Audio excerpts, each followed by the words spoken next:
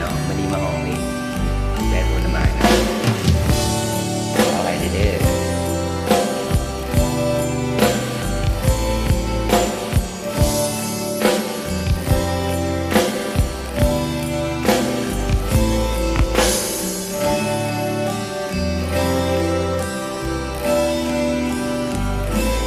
อาจจะมี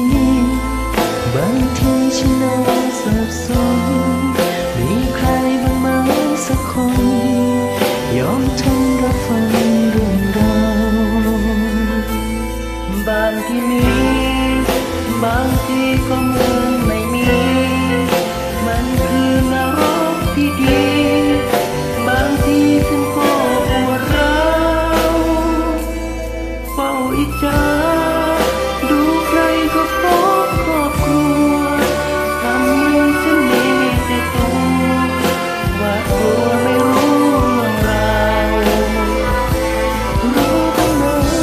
ในหัวใจมันร้องหาใครสักคน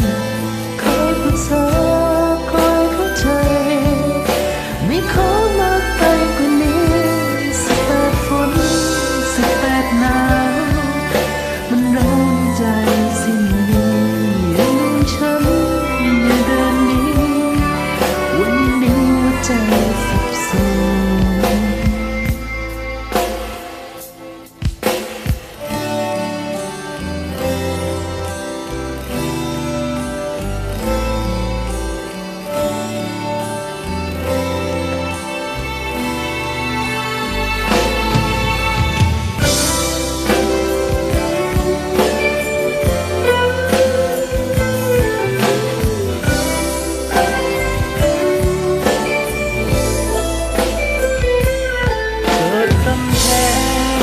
กำแพงก็มองไม่เห็น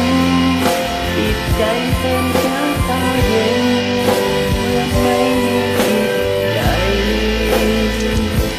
เกิดปัญหาปัญญาก็มีแค่นี้ผ่านฝนแดด18 ปีเป็นทางแยกอันตรายอาจจะเหมือนอนาคตฉันใครๆเขามองไม่ดีแต่ใครจะรู้ข้างในรู้บ้างไหมในหัวใจมันร้องหาใครสักคนคอยศึกษาคอยเข้าใจที่เขามากไปกว่านี้18 ฝน18 หนาวมันร้องใจสิ่งดีอย่าลืมฉันอย่าเดินหนีวันนี้ใจสับสนรู้บ้างไหม